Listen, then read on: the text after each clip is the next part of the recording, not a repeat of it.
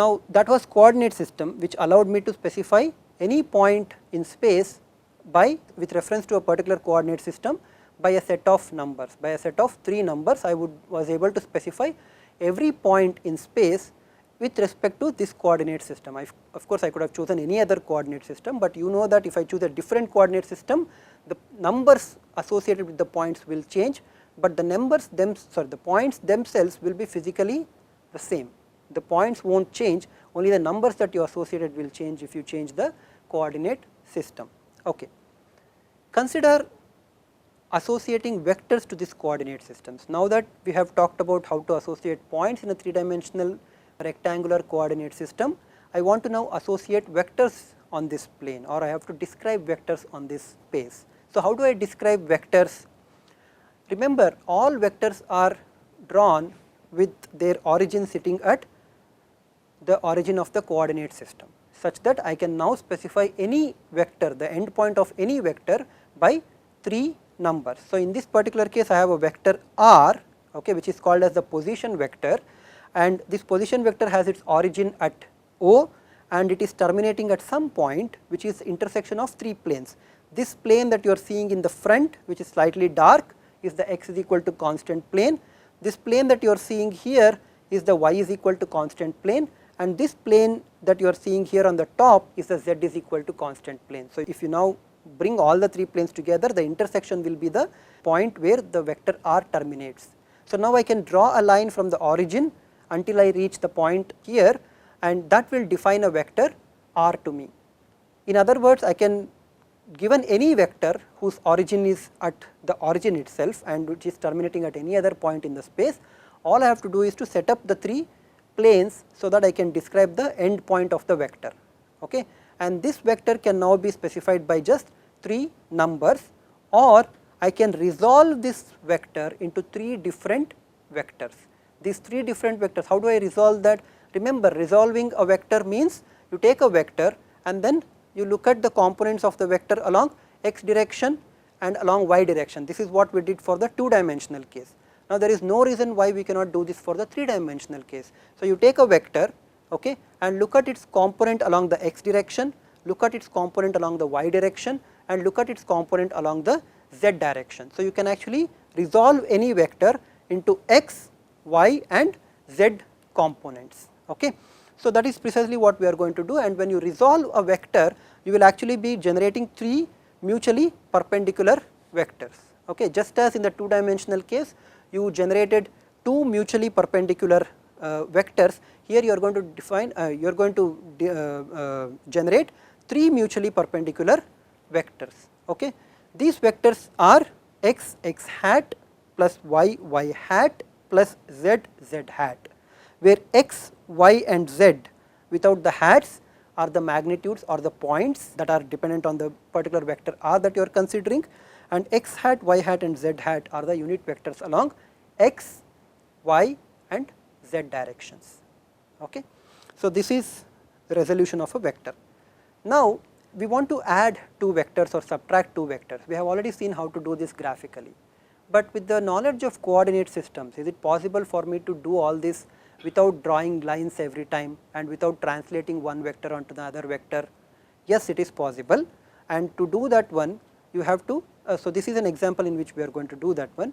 You have to start imagining that every point or every point can be represented by a vector, okay, whose origin is at the origin and which terminates at the desired point. For example, I have 2 vectors here, rp and rq, which are defining 2 positions. Position p, which is given by the coordinates 1, 2 and 3. How do I get to 1, 2 and 3? I move 1 unit along x, I move 2 units along y, and then I move 3 units along z, right. So I get to the point p, which is 1 unit along x, 2 units along y and 3 units along z. So this point is described equivalently by a vector rp. So please note that this point in space, which has its coordinates 1, 2, 3, can be equivalently defined by this vector rp. Okay. Similarly, if I take another position q, which is at 2, minus 2 and 1, okay, I can define another vector rq whose origin again is situated at the origin of the coordinate system, and which is terminating or whose head is situated at 2, -2 and 1. Again 2 units along x, -2 units along y. So, you need to go to the left. So, -2 units along y and 1 unit along z. Now, you have a vector rpq, okay, which is a vector which is directed from point P to point Q. This vector is not defined in terms of the origin. How am I going to describe this vector rpq? Here is where the vector addition will come to my help. I know that this vector rp plus this vector rpq is equal to the vector rq. Okay. This vector rp plus the vector rpq is equal to the vector rq. What we said about all vectors being at the origin means that every position is is equivalently represented by a vector whose origin is at the origin of the coordinate system and which terminates at the particular point. However, the vector rpq is a vector which is not defined from the origin. It is actually defined between the 2 points P and Q, and you have to specify those points for this vector. However, you can specify the vector rpq in terms of the position vectors rp and rq. How do I do that one? You start from the vector addition that rp plus rpq is equal to rq, that is rp plus rpq is equal to rq, which implies that rpq is equal to rq minus rp. So, it is a simple transferring rp to the right hand side, you get rpq is equal to rq minus rp here. And I already know how to represent the vector rp. The vector rp can be represented, go back here, the vector r is represented by giving its 3 components x, y and z vectors, which are x, x hat, y, y hat and z, z hat. Therefore, rp can be written as x hat, 1 into x hat is just x hat plus 2 into y hat plus 3 into z hat. Similarly, rq vector will be 2 x hat minus 2 y hat plus 1 z hat. Now, if I subtract rq and rp, I am going to get rpq. How do I subtract that? In a given coordinate system, a vector is represented by 3 points x1, y1 and z1, or equivalently x1 x hat plus y1 y hat plus z1 z hat, and similarly vector b. The sum of the 2 vectors is given by the vector whose components are simply added like this. So, you have the x component added to get x1 plus x2, y component is y1 plus y2 and z component is z1 plus z2. Similarly, to get the difference between a and b vector, you have to subtract x2 from x1, y2 from y1 and z2 from z1. These 3 points define the end point of the difference vector a minus b. So, if you go back to the previous slide, rpq was a vector directed from p to q, and that was given by rq minus rp, and you can subtract the individual components, you are going to get a vector which is minus x hat minus 4 y hat minus 2 z hat. Equivalently, it can be represented as a vector with tail at 0, 0, 0 and head at minus 1, minus 4 and minus 2. Okay. This is how you are going to subtract the 2 vectors. So, we have seen how to define a vector in a 3-dimensional Cartesian coordinate system. So, given a vector A, we can resolve this vector into 3 vectors which are mutually perpendicular. So, when we say mutually perpendicular, we mean by if you take pairs of vectors, these pairs of vectors will be perpendicular with each other. So, this vector A can be resolved into 3 vectors Ax x hat plus Ay y hat plus Az z hat, and we call this Ax, Ay and Az as the x component of the vector A, y component of the vector A and z component of the vector A, and the vector that we form along the x direction will be the component times the vector. Now, one of the things that we have seen in Coulomb's law is that we not only require the vector, but we also require its magnitude, because the magnitude gives you the separation between the 2 charges. So, when you have 2 charges separated by a distance r, we define a unit vector along the line that joins the 2 charges, but at the same time I also want to know what is the magnitude of the separation.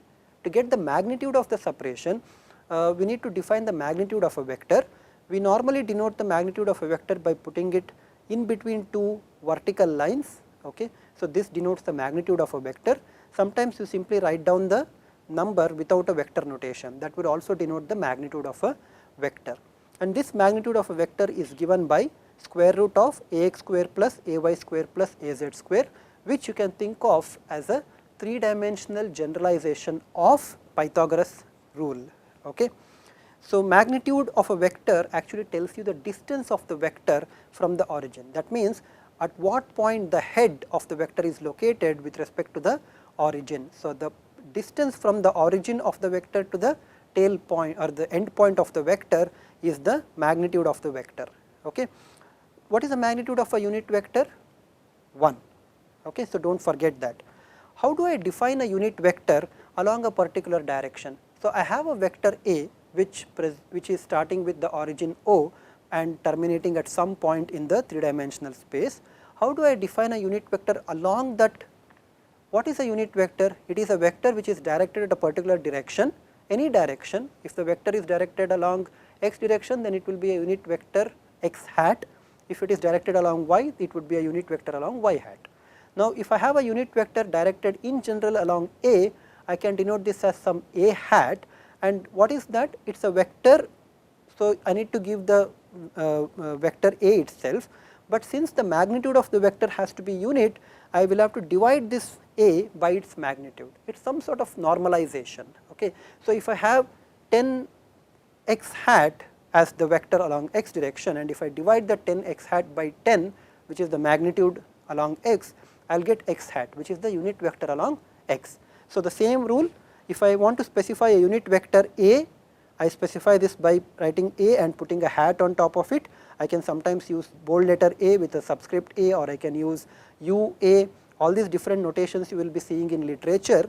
So, a unit vector along a particular direction is given by the vector divided by its magnitude. This is the unit vector along a vector A in its particular chosen coordinate system. Okay. Here are some exercises for you. I have given you 3 points. So, one point is m at -1, 2 and 1, and a point n at 3, -3 and 0, and another point p which is -2, -3 and -4. What I would like you to do is to first find a piece of paper and draw the 3 axes and try to represent these points m, n and p on that piece of paper. Okay. So, I want you to get some familiarity with representing the points. So, take this as an exercise and locate the points m, n and p. Now, remember, to every point m, n or p, I can actually define a vector whose origin is at the origin and with whose head is at m, n or p. Okay. I want you to find out this vector r m n. What is this vector r m n? It is a vector which is directed from m to n. Okay. And what is that vector given as? R n minus r m. This is in general. If I have a vector r I f, okay, it would be a vector which is directed from the initial point to the final point f, and then that vector will be given by the position vector r f minus position vector r I. Okay. So, r m n I want you to find out. Similarly, I want you to find out r m p and then add to this r m p to r m n. You need to do this both graphically as well as using the coordinate system values. Okay. Finally, find the magnitude of the vector m, also find the unit vector along the direction m. Okay. How do I find the unit vector along the direction m? You know what is the vector m and divide by its magnitude. And what is the magnitude? You have already found that out in the previous exercise. Okay. So, you do all these exercise to gain some familiarity with using the vectors. Okay. So, we have taken a large digression from Coulomb's law. We were discussing Coulomb's law, and then we started discussing vector analysis, went to coordinate systems. All this was required because electromagnetics is essentially a 3-dimensional subject. Okay. You need to know vector analysis, you need to know how to set up coordinate systems if you want to have good success in electromagnetics courses. Okay. So, we will now come back to Coulomb's law and try to work out a problem. Hopefully, whatever that we have learned in the vector analysis and coordinate systems will come to our help and help us find the vector, help us find the solution to this particular problem. What is the problem? It is essentially a simple problem. We have an origin, okay, and we have 2 charges, one charge at q1, the other charge is at q2. The charge q1 is 200 microcoulombs, okay. Micro is a sub prefix which means that 10 to the power minus 6. Okay. So, this is 200 into 10 to the power minus 6 coulombs or 200 microcoulombs, and this Q1 is located at point 103. See, you can go 1 unit along x. So, here in this particular figure I have rotated the axis to show you everything, hopefully in a clarified manner. This is the x axis, this is the y axis, and this height is the z axis. So, to locate point 103 I have to move 1 unit along x, there is no movement along y. So, y is equal to 0. Now, I have to move along z to z is equal to 3 to reach point q1 or charge q1, whose value is 200 microcoulomb. Please note that this is a positively charged charge which I have put, positively charged particle which I have put here. Okay. Similarly, we have a charge q2 with a value of 30 microcoulombs. Okay. It is also positively charged and it is located at 0 to 1. So, 0 means x is equal to 0. So, you are now looking only at the intersection of y and z planes, that is the point 0 to 1 is in the yz plane. Okay. So, you can see here that I have to move 2 units to y and 1 unit to z in order to reach point q2. Now, the question is q1 is exerting some force on q2, find the force at q2. Okay. So, Coulomb's law will help us find this, but Coulomb's law requires us to give both magnitude as well as direction. Magnitude is the easier part, okay. Direction is something that we want to understand. If I denote the point where the charge q1 is placed by a vector r1, and if I denote the point where the charge q2 is placed by a vector r2, then I know that because Coulomb's law also tells me that the force will act along the line that joins the two charges q1 and q2, right. So, it acts along the line that joins the charges q1 and q2. I define r12 as a vector which is starting at q1 and ending at q2. Okay. In this direction is the force F2. Okay. So, I have r1 position vector for charge q1, r2 as the position vector for charge q2, and r12 is a vector starting from q1 to q2. And I know clearly that r12 is given by r2 minus r1, where r2 is the position vector of this charge of charge q2, r1 is the position vector of charge q1. Why? Because remember RIF, I is the initial point, F is the final point. So, the vector that would be described by RIF is actually given by the position vector of F minus position vector of I. So, RF minus RI. Okay. So, what is R1? R1 is the point which corresponds to charge q1, which is 103. This is in the x z plane. So, you can see that this is how x will increase, this is how z will increase. So, this plane is the x z plane. Okay. And in this x z plane, R1 is given by x hat plus 3 z hat. Similarly, R2 is in the y and z plane. Okay. So, R2 is given by 2 y hat plus z hat, and R12 is given by R2 minus R1. Remember how to do R2 minus R1? I have to look at the components, the y component of R2, subtract the y component of R1 from the y component of R2, subtract the z component of R1 with z component of R2, subtract the x component of R1 with x component of R2. Okay. You can do this subtraction and you will see that R12 is a vector that is in the 3 dimensional, it has all the 3 non-zero components. It is given by minus 1 x hat plus 2 y hat minus 2 z hat. This minus 1 is just for convenience I have written. This is minus x hat plus 2 y hat minus 2 z hat, and that is this vector R12. Now, force acts along the line is fine, but what we want is not the force acting along that one. What I want is not the statement that force is acting along the line R12. What I want is a unit vector along the line R12. What is the unit vector along line R12? That will be the vector R12 divided by its magnitude. I have already found out what is R12. The magnitude of the vector R12 is its x component square plus y component square plus z component square, all under root. Okay. And if you do that one, you will get minus 1 square plus 2 square plus minus 2 square, which will be 3. So, the unit vector along R12, that is along this vector R12, is 1 by 3 minus x hat plus 2 y hat minus 2 z hat. I hope that you derive this one for yourself and convince yourself that this is correct. Okay. So, coming back to the force part, I have already found out the unit vector. So, now I know that if I take the magnitude of the force and then multiply it by the unit vector along the line R12, I will get the full vector force F2, right, a vector force F2 I will get. What is the magnitude of the vector force F2? The magnitude of the vector is 1 by 4 pi epsilon 0 R12 square. Why epsilon 0? Because there was no specification on the medium, so you just take the medium to be air or free space, and we know that for air or free space epsilon r is equal to 1.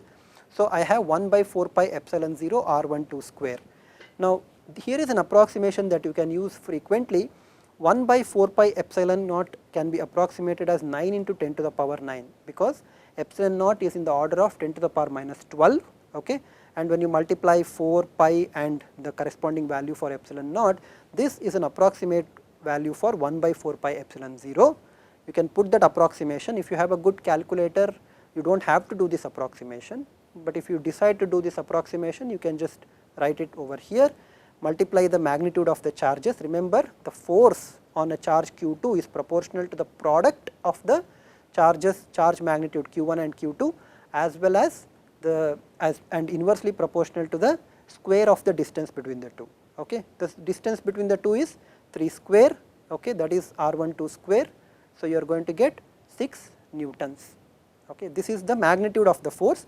However, in terms of the vector, I need to multiply the magnitude by the unit vector. So, this is the unit vector in brackets, and I am multiplying that by the magnitude. So, this is the force F2 that is acting on charge Q2 because of charge Q1.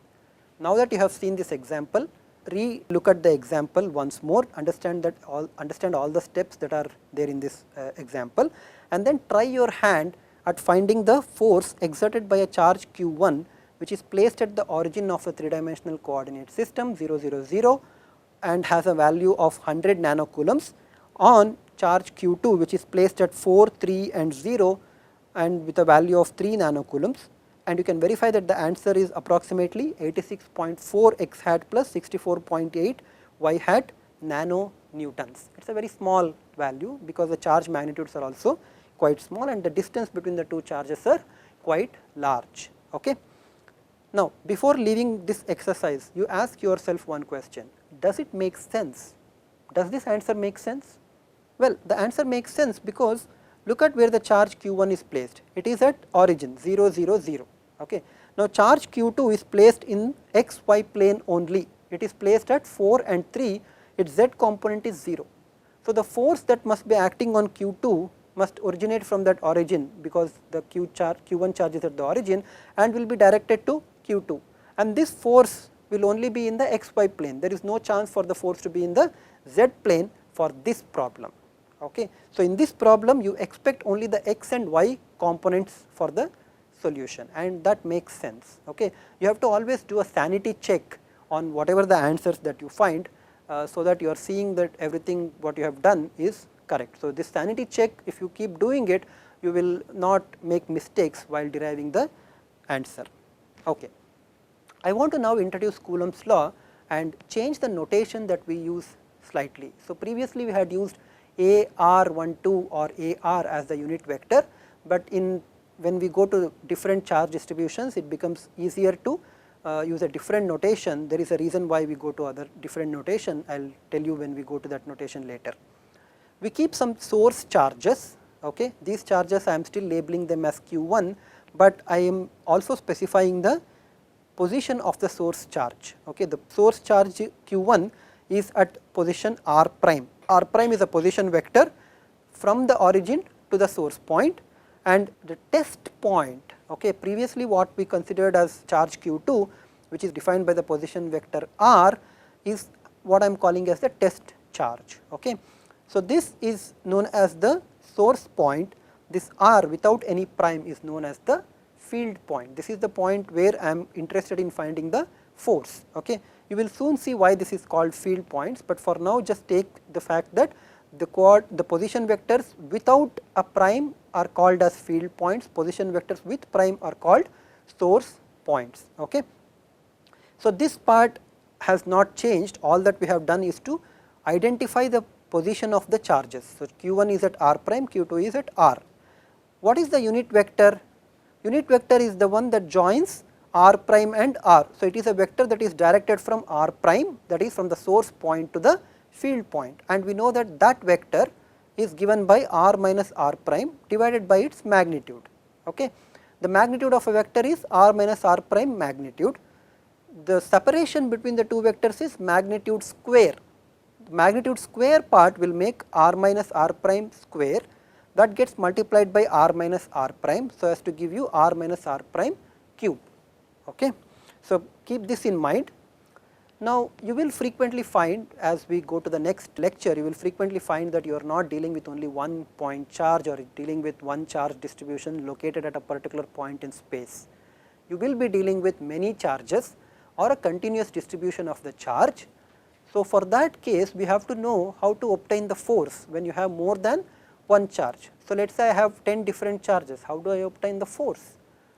The answer comes in the form of superposition of forces. What is this superposition of the forces? Fix the test charge location and do not change that one. So, let the test charge be located at the position r, and we will call that as qt, just that subscript of t indicates to you that this is a test charge. So, I have qt of r standing for the position vector of the field point where I am keeping the test charge. Now, the source charges could be placed anywhere. This placing of the charges anywhere, I am denoting this by r j prime, where j corresponds to the jth charge of magnitude qj or signed charge magnitude qj, and what I want to find out is the force experienced by the test charge, and this force will be given by the vector sum of, this is vector sum, this is not a scalar addition, this is a vector sum because individual forces are vectors. What does this F1t mean? It is the force because of the first charge on the test charge. Force F2t is the force of the second charge, second source charge on the test charge, and so on. And how are these forces obtained? You simply break up the charge, or you simply find out the force because of each of these source charges and then sum together, and summing is happening only on the source charge distribution. Okay, that is why the summation sign with a j is applied to the source charge, not to the field point. So, in fact, you can pull this field point outside, and whatever that you are left with when you multiply it by qt of r is going to give you the force by the jth charge on the test charge qt. Okay. So, this is the force on the jth charge of the jth charge on the test charge, and if you sum all these forces, you are going to get this particular expression. Okay. We will not solve any problem with superposition of forces. We will in fact solve a slightly different problem of continuous charge distribution later. Here is where I want to talk about line, surface and volume elements and kind of finish this Cartesian coordinate system. For now, we will be requiring only Cartesian coordinate system. Suppose I have a two-dimensional plane, a two-dimensional coordinate system. This is the x axis. Think of the green board here or a black board in your class as an example of a plane. We have x axis and perpendicular line which is y axis. The point where these two meet is the origin O.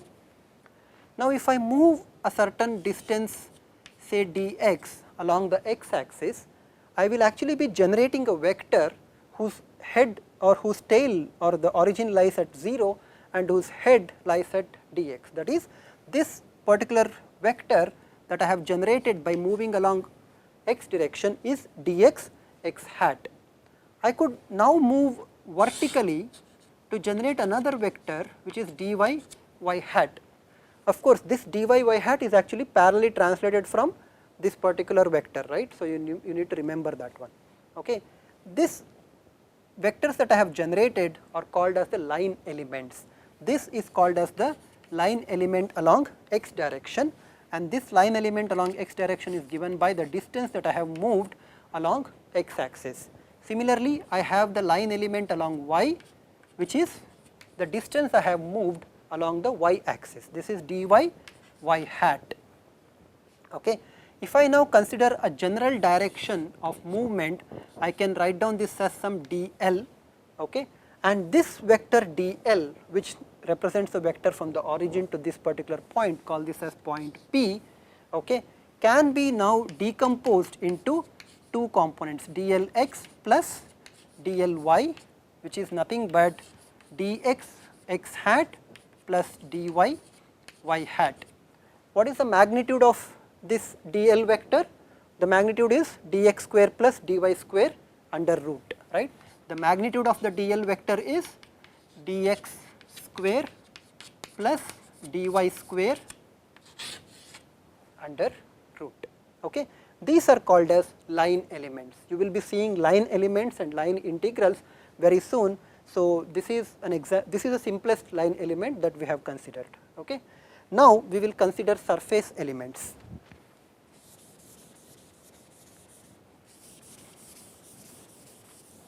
For this, I will be going from 2 dimension to 3 dimension, because with 2 dimensions I can only define one surface area. With 3 dimensions I can actually define 3 surface areas. Okay.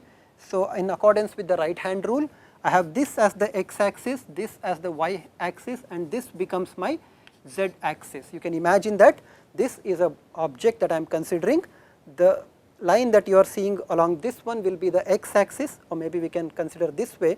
The line that you are seeing here along this is the x axis, this would be the y axis, and if you move from x to y, you are going to see the direction along z axis. Okay. Now, if I ask you what is the area of this particular face, the face that you are seeing, what is the area of this face? To get the area of a face, I need to know its length and width. What is this length? Some length, let us say, but this, if I am assuming that all these lengths are some dy, dx and dz, so the face has an area of dy. So, as you move along y, you have dy and then dz, right. So, if I move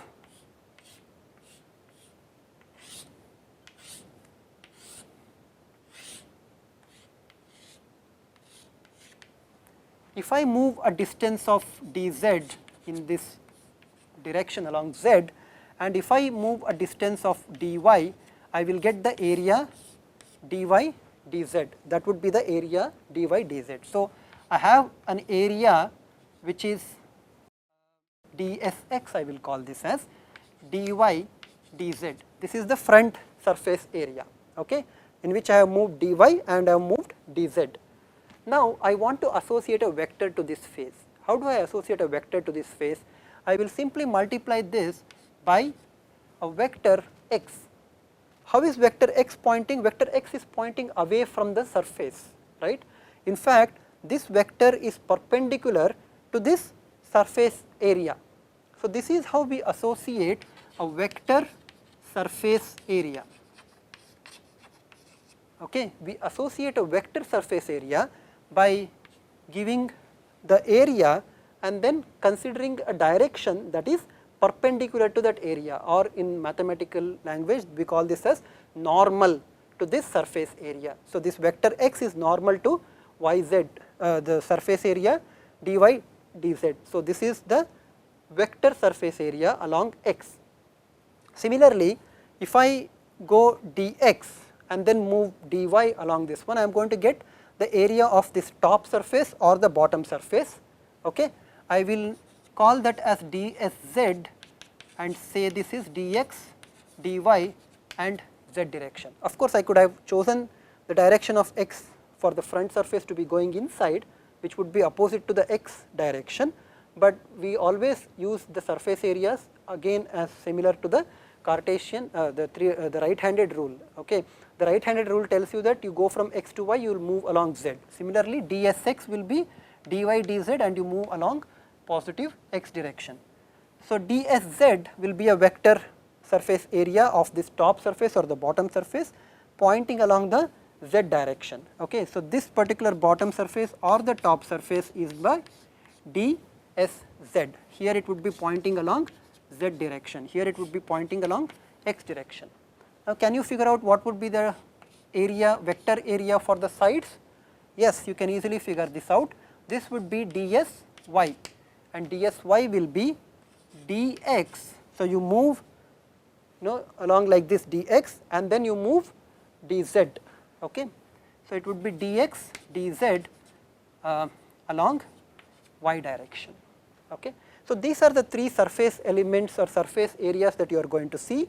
This is the magnitude of the surface area, and this is a vector that would be perpendicular to the plane that contains these 2 elements. Okay, dy is the direction along y, dz is the direction along z in which you have moved or distances that you have moved, and a vector surface area will be something that would be perpendicular to the two. Okay. What would be the volume element, that is what is the differential volume of this box? Well, you have length, you have width, and then you have height. So, this is nothing but dx, dy, dz. Is there a area associated with that? Thankfully no. So, the volume element is a scalar which is dx, dy and dz, and gives you the area of this particular cuboid. Okay.